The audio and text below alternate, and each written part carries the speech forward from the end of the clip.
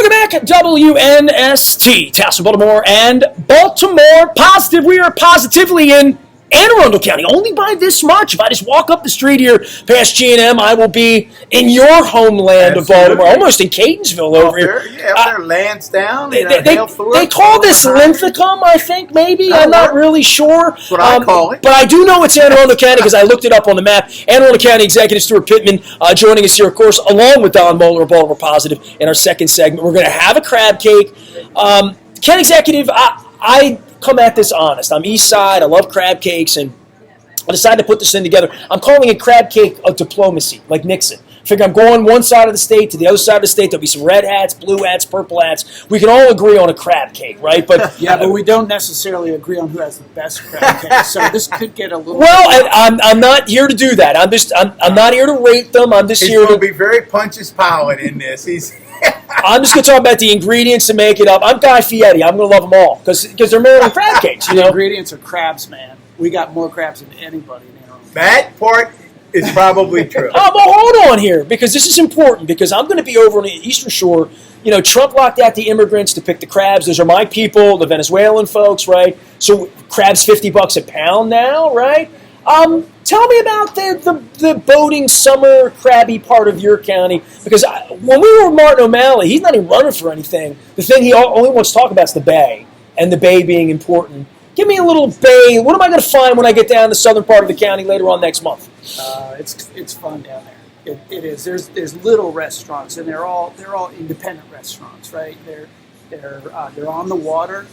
You know, you got to kick a little goose poop off the deck before you sit down and well, they're all going to different recipe too. There's boats everywhere, and there's crabs. I mean, everybody's eating crabs.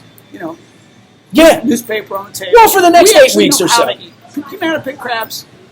Oh! Whoa!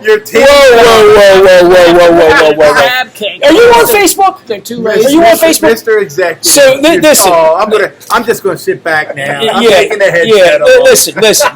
He started in on me down in Fadley's 2.5 years ago that I didn't know how to pick a crab. I picked 10,000 crabs. He doesn't like the way I pick them, and I think it's a Dundalk-Catonsville thing. So we wound up picking a crab at Fadley's with Damie because she's West Side. She taught me you leave the legs on and you lollipop the legs. You know this method? No, he's befuddled. Where are you from? I'm from South County. Okay, so he takes them off first. Matt Gallagher to be the referee. So we do this video, and I put it up on the 6th of July 2 years ago. It's got 3 million views on it because it's this lollipop thing that you've never seen either. Because he just told me he takes the legs off first because that's the way normal people eat crabs. It's the way people have been eating it for 51 years this way. So, yes, there is a preferred technique that you and I are ignorant to. Grab a hold of your arm if you don't take the legs off. No, you kill them first. You steam them. If they're blue, you don't touch them. If they're orange, you eat them. But so the queen of Fadley sat Nestor down and she showed him how to lollipop this crab. That's why you only get 2 pieces of jumbo lump in every crab, right? Because that's where the back fin. So we learned all of this thing. But I met you at a horse race, a little horse race we had up in the city with Ross Petticourt. Remember this back? A little horse race. A little horse race, this Preakness thing. I mean, I met you in a horse tent. You come at it from like the agricultural part of this, right? Well, horse people can eat crabs too. Well, we had a farmer on from Hartford County the other day. I literally, I'm from the city. I've not known a lot of farmers in my life. Executive Glassman told Nestor the only difference between him and the county executive was that the county executive actually had to get back to work. So he had to eat his quickly. And then as a farmer, either get back to the farm or back. He and I are the farmer caucus. That's what he said, the farmer caucus. Yeah. No, we just drive the tractor over the crab and then go behind it and find the meat. What did you do for a living? For people that don't know anything about you and they haven't Googled you, how did you come to all of this? Come to this? Yeah, running the county. Well, my first 10 years out of college, I was a community organizer. First in Chicago, then in Des Moines, Iowa, and then I was running national stuff. And then after that, I said the world's not changing fast enough, so I went back to the family farm, started growing hay and getting cheap racehorses off the track that weren't running well, turning them into riding horses and selling them. And then I started a nonprofit that did that, transitioned thoroughbreds to second careers. And then you have baled hay. You have baled a lot of hay. Yeah, yes. From the time I was little. I used to try to knock my dad off the hay wagon. I'd throw him from the ground. You know, we didn't have one of those pick-upper things, and we didn't have a thrower to put it in the wagon. So I would throw the bale at my father and try to hit him in the legs and knock him off because I was just so mad. Well, imagine a bale of hay in the summer is hot and itchy and heavy. Am I right? Oh, yeah. There's nothing about this that sounds like better than selling the Dundalk Eagle, like what I did when I was a kid. It sucked. I don't know if I want to say that on the radio. No, you just did. It's fine. Until you get a little bit older, and it's your responsibility to fill up that barn, and then there's nothing better than baling hay and getting it, if it's good hay. Now, if it got rained on and it's crappy hay, no fun at all. I didn't know rained on was crappy. Well, it's not if you're a cow. So cow hay, you can feed rained on mold. What did you have on your farm? They got like 3 stomachs. Horses? I know that. Well, we had cattle and horses. Chickens? Beef No? cattle. Not so much chickens. I hate chickens. I like eating chickens, but I don't really like being around them. Is agriculture important to this day in Anne Arundel County for folks who live out there? It is. I mean, agriculture, it not only provides food and jobs, but it maintains open space. And so rather than the government having to buy the land and turn it into a park, it stays a farm. And it's actually cost the government less to have open space and agricultural land because you don't have to provide as many services. And so it's a good deal for taxpayers. It's good for the environment. It's good for quality of life. People like having a rural. I mean, Baltimore County, you got the urban line, right? You got the rural part, and so we're trying to keep South County more rural. You know, we always remind folks that in Baltimore County, it's hard to believe, but that 2/3 of the people in Baltimore County live on 1/3 of the land. Yeah. As a result of the urban-rural demarcation line, the URL. That's smart growth. I mean, rather than suburban sprawl where you're having to put roads and sewer and water out into the hinterlands, let that stay farm. But keeping farming commercially viable is a challenge. And so it's not easy, right? It's not easy. We've got a lot of our farmers who sold out, built houses on their farms, moved out to Iowa where the land is cheaper and the soil is good. And when you've got to have a combine to do corn and beans and all the grains, you got to have hundreds of thousands of dollars for these things. You got to have a lot of land to make it pay for itself. So the family, when folks talk about when Willie Nelson and the others sang about the challenge of the family farm, that's real. You see that up close and personal in Anne Arundel County. Absolutely, yeah.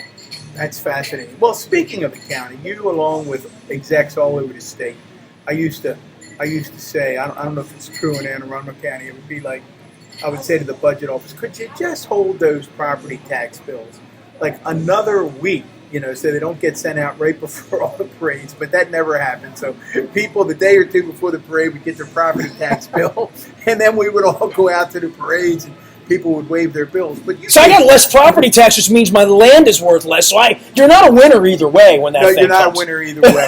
but you did 4 or 5 events. I'm curious, and we're going to ask a number of the execs this. Here we are, 18 months, 2 years coming out of the worst health crisis that any of us hopefully will ever face. What did it feel like? What vibe did you get as the executive as you went around your county on July 3rd and 4th?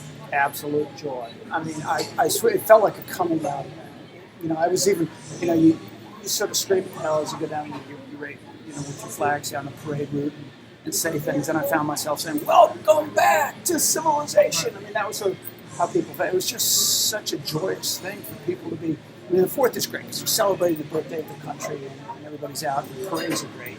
Kids and everybody. Weather was particularly good this year. It was good. Yeah, a little hot in the last week. Ours were spread over 3 days. I did 4 of them over 3 days. But people were happy. They were happy.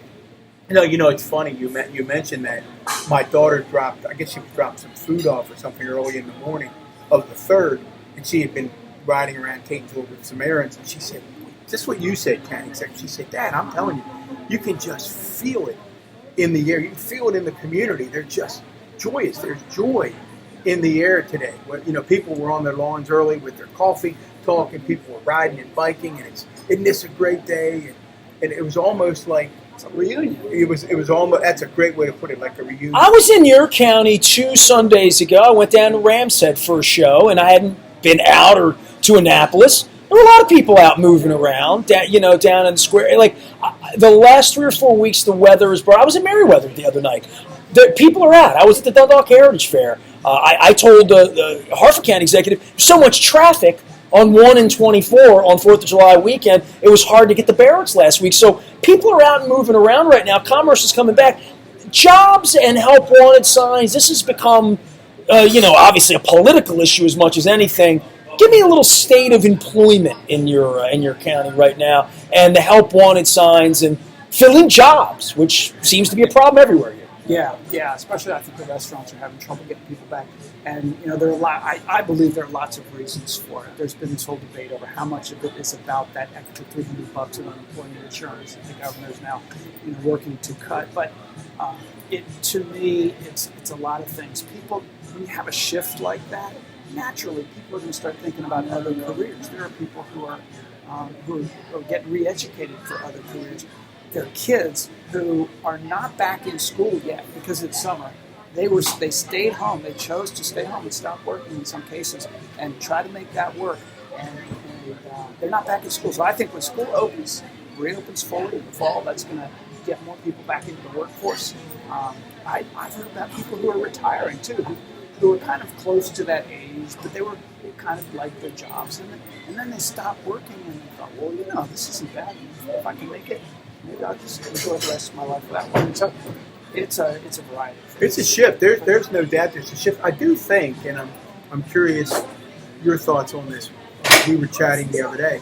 I do think there's a social component to returning to the office that people may be underestimating. That there's only so much joy you can get in going down in the basement every day, right, and Zooming all day long. There is some energy that comes from being around comrades.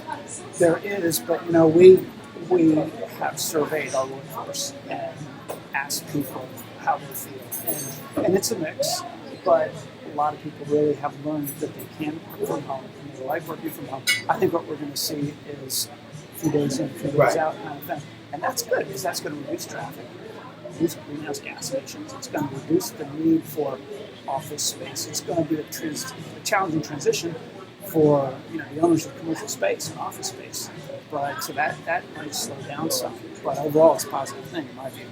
Well, yeah, no, that will be interesting, and it will be interesting. We talked with one of the partners in Cave Valley Partners yesterday about what it means big picture for those folks who are headlong into mixed-use developments and office space, and they may have to reevaluate some of that. We are with Anne Arundel County Executive Steuart Pittman, talking all things Anne Arundel County, and now we're going to shift a little bit to politics. I think it's safe to say, County Executive, we go back 5 or 6 years when you decided to run and you win this race by 4 or 5 points. You win by 11,000 votes. I think it's safe to say that you were the underdog in that race. You can correct me if I'm wrong. I think that those of us on the Democratic side of the aisle were very pleased when you won that night. But I told Nestor before you walked in, I said, look, I'd be lying if I tell you that I saw County Executive Pittman's victory coming. I said I did not. I said I knew he had run a hard race. I knew he ran a very effective campaign. But he was, and I mean this in the most positive of ways, so he was a very different candidate. Is that an accurate description of you as a non-traditional, different candidate? Yeah, I mean, my bio is different from, I hadn't held elected office. I've been working from the outside as an advocate a lot, community organizer / farmer / horse trainer / executive of a nonprofit. So, and I swore I'd never run for office until it just seemed like I had to. And why you have to? That's a heavy word. Have to. Great. Well, I had to. Literally nobody was stepping up to challenge the incumbent county executive. The Democrats hadn't come up with it. He was seen as, while he was, people didn't know that he wasn't popular. I think was part of the thing. And I think he and his team started to figure it out a lot on development issues because people felt like he was letting developers do what they wanted rather than sticking with the plan. So there was frustration over that with environmental crap. But it was also this sense that everything was about cutting taxes and cutting revenue to local government. So he was strangling local government. And so you had people in local government upset. So the police, the firefighters, the teachers, they were really hurting. They were getting paid significantly less than neighboring counties. And so I come along and say, no, we need to value local government. We need to step up. We might need them during a plague. Yeah. Yeah. Who knew? Yeah, I might want to keep them around. Yeah. So we built a coalition, and it was the environmental folks. It was a lot of them were public employees. It was community leaders who who felt like they wanted a little bit more say in the future of their communities, and the sort of typical Democratic voter, and it was enough to put us over the top. So as we come around to our re-election campaign, the key is holding that coalition. I was just going to together. say, does that coalition hold? Yeah, I believe it does, and I believe it does because we've delivered on the stuff that we said we wanted to do. So we did big contracts for our firefighters and our police officers and our teachers, and they've got significantly decent increases that put them to the level of and so they're happy. How about the land use stuff, the environmental stuff? And the land use stuff, it's interesting. If you talk to developers right now, Pittman made it almost impossible to build stuff, but there's stuff being built. What I've been going around and talking to them about is, look, we just passed Plan 2040, our 20-year plan. It is smart growth. We want transit-oriented development. We want affordable housing. We want good development. And I think I can get them around to that. But they're not a large part of the electorate. When you go to the But they play financially. They do. I didn't get really any of their money first time around, and I Probably won't get any this time, from what I understand. I probably won't. I would like them not to put too many millions of dollars into my opponent, which they're already doing. But regardless of whether they fund me, I feel like they're a partner in doing the good development. So I'm trying to talk to them. I try to talk to everybody. But I do believe the environmental folks are happy with what we've done. We've done a lot on forest conservation. And we've done a lot to limit development in the places where we don't think we should be. And protect the watershed, protect the bay. Yeah. And we're even doing some stuff on traffic. We've got a much better relationship with SHA now, with Secretary Slater. We've got memorandums. Well, we put money on the table, and we said our Route 2 and Route 3 corridors where the worst traffic is. We got to do something about it. We talked about it for too many years, and now we put money on the table, and that was part of a tax increase the first year. We did increase taxes. But now they're at the table with us, and we're going to be able to solve some of these traffic problems. Well, let's talk about the biggest traffic problem that dogs Anne Arundel County and the state and everyone has an opinion, and particularly those of us who travel over that bridge regularly. The Bay Bridge backups. At any given time, I can tell you, I do not leave Catonsville to go down to Kent Island, where we're fortunate to have a nice little place at Kent Island, without checking the app to see whether I can go now. And there's no really rhyme or reason, as I can tell you, Kansas, when I look at it, as to when's a good time, when's a bad time. You just sort of have to check the app. Is there any solution for Bay Bridge traffic, which just right there? Just stay in Anne Arundel County and don't go. Right. There you go. There you go. That was the right answer. I could run for Anne Arundel County. Executive one. Not easy. I mean, they've done some stuff. We pushed really hard to get the all-electric tolling. That helped. The backups were worse. This year has been really bad. I think everybody's just trying to get out on vacation because they couldn't before. But and when they do that contraflow thing, we got 3 lanes on one side, 2 on the other, and they take that one lane and they move it to the other side, and it can be a little dangerous, and you get accidents, and then that really messes it up. There's technology that they can use to be much quicker about setting that up to protect the cars so that they don't hit each other all the time on that contraflow with barriers. So that has to happen, and I know that's going to be underway, and it's going to happen. But we don't think that doing the third span and not addressing the whole system makes any sense. It doesn't seem to. Yeah, and that third span won't get built for 10, 12, maybe 15 years. And it's also costs way more than the red line that they cut in Baltimore. I mean, we're talking about $9 billion. So what does improving transportation? Because you talked about it, and boy, it's a passion of Nestor's in mine. What is true improvement of mass transportation in Anne Arundel County potentially look like? I mean, it dogged my predecessors, Kevin Kamenich, Jim Smith. They were looking at it all the time. Kevin was obviously furious when the red line was canceled. What is improved? What are the opportunities? Let me phrase it that way for improving mass transportation in Anne Arundel County. So the light rail comes down towards Glen Burnie, and there's 2 Glen Burnie, and the Cromwell station is the end of it. We need to do real transit-oriented development there so people live there and use it to go back and put work in Baltimore as Baltimore revitalize the whole region. And so the transit-oriented development, then more demand for the use of the trains, and then more regular, and then people come more often. We've got the Mark station at Odenton, which is the most heavily used station in the county. And we've tried to do transit-oriented development in Odenton. We got to redo that station. We got to make it more attractive. We got to have more parking, which we're in the process of putting together a plan to do structured parking there, and then more people using. Do people in Anne Arundel County support mass transit when you get around and talk to them? Because I know there's always this mixed bag. Yeah, there was in the election this like shut down the light rail thing, and we used to get it in Baltimore County regarding Hunt Valley all the time. There was this group that would come out and say, "Just get it out of here." Yeah, that's a little bit of a. There's a little bit of a attitude thing. We know what that's about, right? Yeah. So, and I just we can't go down that route. So we need more transit, not less. And Laurel also is an opportunity. But we're also doing a parole transit center right near Annapolis, and that's for bus routes primarily.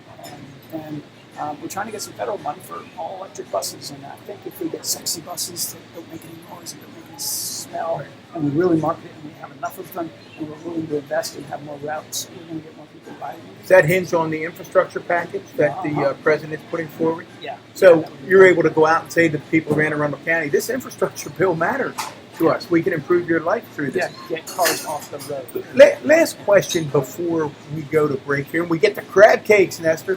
And Legendary G&M crab cakes. The G&M Not in Baltimore County, in Anne Arundel. Anne Arundel County. Making sure everybody knows that. Oh, they're legendary everywhere, right? They are. I ship them all over. I know plenty of people from Baltimore County eat them. I promise you that. When I said to you, you looked at me with a wry grin, I said, Anne Arundel County is a unique county. And what I meant by that was, I always have difficulty describing its politics. I can't figure out where politically the masses in Anne Arundel, is for example, the person that runs against you, is that going to be somebody in the Trump wing of the party or the Barry Glassman wing of the party? There's going to be people in every wing of the party, I think. In the all fighting for that? In the primary, yeah. I mean, there's one candidate who I wouldn't call the Barry Glassman wing, but maybe the more sort of business and developer wing, and then there's going to be one Republican classic is what I call it. Yeah, well, that candidate will probably have the most money, and then there's at least a couple that are more Trump. Okay, well, how will you know this county better than anyone? How does the Trump-affiliated candidate play all across Anne Arundel County? How are they? What's your temperature? Give us a temperature of that. Not well in a general election. I mean, it's interesting when you watch the history. 50 years running, Anne Arundel County voted for the Republican candidate for president. Hillary is the first Democrat to win in 50 years. She beat Trump by a hair, less than 1%. And Biden beat Trump by 10 points. So a big jump. Halfway between those two, I beat Xi by 4.7. So it seems that the county is turning bluer. What's the key to that shift, county executive? I think it is partly the candidates, Biden versus Trump, me versus Xi. I think it's part of it. I won't say it's just, but there's been development, particularly in West County, that has been government employees, some federal, and maybe they're more likely to be Democrats. And so there's been some change as a result of some of the and younger voters, different from older voters, and all of that. But when you're trying to figure out Anne Arundel County politics, just look at America. We're a microcosm of America. We've got urban, rural, suburban, we got historic city, we got it all. We talk about that with the state being like crazy purple, red governor in a crazy blue state. I mean, speaks to a lot of counties in this state. Yeah, but the state is more Democrat than Anne Arundel. I mean, Anne Arundel is closer in terms of registration between Democrats and Republicans. So there was a recent article, I guess this week or so, I think it was in the New York Times, said that despite everything that's happened, the divide in the nation is still pretty much where it is, still pretty much 53-47 country, 50-50. And you're saying that's pretty much what you get in Anne Arundel County. So then it does come down to your ability to, and I'm assuming Steuart Pittman doesn't change his message very much. You are who you are at this point. Am I right? Yeah, I'm not very good at that. You're not real good when the consultants come in and tell you ought to be doing something? I You know, Look at Nestor. Dude, look at my face. When I was talking about running, he's telling me about consultants, and I'm like, there ain't going to be any of that on my campaign. and they say they want to do polling, and I say, what are you polling for? I say, I'm going to change what you say. So, what? Nestor likes that. We can fix you. We can make you the perfect Johnny Bravo. Before we go, Nestor, I know we got to run real quick. The 2 or 3 bullet points, because I don't want to lose this with politics. When you say to people, reelect me because I've done what? Well, I'm restoring trust in government, creating economic opportunity for all. You know, change our county slogan from the best place to the best place for all. That was important. And then smart growth and health and wellness. Well, there you have it. There you go. Most importantly, we talk about not controversial. We can do Democrats and Republicans in the county. Most important thing is it Redskin or Raven, or is it Oriole or Nat? You know, because it really is a mixed county in that way. I went down when the Ravens were first formed in 1996. You know, now if the Redskins would win, maybe it'd be more Redskins. The football team. 1996. I didn't travel. I'm sorry. I didn't travel with the team. And Miller Lite sent me to Riva, Maryland. First year, we stunk. We lost the game like out in Denver, Vinny Testaverde. And the whole bar was a Redskins bar. And I'm doing the Ravens post-game show in the corner like this. And the Redskins are playing a late game. So I really realized, this Raven thing might not catch on south of Annapolis, you know. There may be a problem down here. No, we got Ravens everywhere now. There we go. All right. I mean, I like to hear that. A little purple in here. Anne Arundel County Executive Steuart Pittman. One more segment. I think we're going to have some crab It is cake. the Maryland Crab Cake Tour, and we're in Maryland. We're in Anne Arundel County. G&M, world famous. They ship them everywhere. They ship one into my belly here in a couple of minutes. We're going to get to meet the people here. I've talked so much about this Crab Cake Tour, just about meeting businesses that really struggled last year everywhere because everything was shut down. It's crab season. We're back for more with Anne Arundel County Executive Steuart Pittman and Don Moeller. We are at G&M. Stay with us.